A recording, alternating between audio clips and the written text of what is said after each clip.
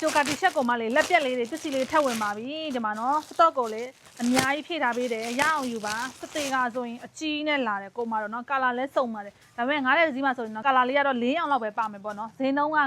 9300ကျပ်တဲ့ပေးထားတဲ့ဒါမျိုးစတေကအကြီးနဲ့ဂျိုကာတူကေတီချက်တွေမိမိစီမှာထပ်ရောက်ပါပြီဒီမှာကြည့်ပေါင်ချိန်ဆိုရင်100လောက်ကနေ150 160လောက်ထိတော်မယ်ပေါ့နော်ငါးတဲ့ဒီမှာဆိုရင်ကာလာကိုအစုံထည့်ထားပေးပါတယ်4ရောင်အနည်းဆုံးပါမယ်နော်ကာလာလေးက4ရောင်အနည်းဆုံးပါမယ်မင်ပြပေးတာတော့ကာလာကိုအစုံပြထားပေးတယ်ဒီမှာဟဲမင်ကတော့ပြထားပေးတာတော့ကာလာတော့အစုံပဲငါးတဲ့ကြီးမှာတော့ကာလာ4ရောင်ပဲပါတယ်အဲ့လိုမျိုးပေါ့နော်ဘာလို့လဲဆိုကာလာလေးတွေကလေအယောင်လိုင်းမညီတာပေါ့နော်အထည်ရတဲ့အရေးအတွက်မှာအယောင်လိုင်းလေးတာမညီတာဖြစ်တဲ့အတွက်မင်တော့အနည်းဆုံးငါးတဲ့ကြီးမှာဆိုကာလာ4ရောင်ပါအောင်ထည့်ထားပေးတယ်လူတိုင်းကြိုက်တဲ့အနက်ကို2ထည့်ထားပေးတယ်တစ်ထည်ကိုမှ9300ကျပ်ပါငားတဲ့သူတွေကနေစပြီးတော့မာယူလို့ရတယ်မင်းတို့ဆိုင်မှာလည်းစိတ်ကြိုက်လာကြည့်လို့ရတယ်အိမ်ရောက်ငွေချင်လဲမင်းတို့ပို့ဆောင်ပေးရနော်ဒီမှာလုံးဝရှယ်မိုက်ဒါမျိုးစတစ်ကအလန်းအပြည့်နဲ့ရမယ်နော်ကျေးဇူးပါ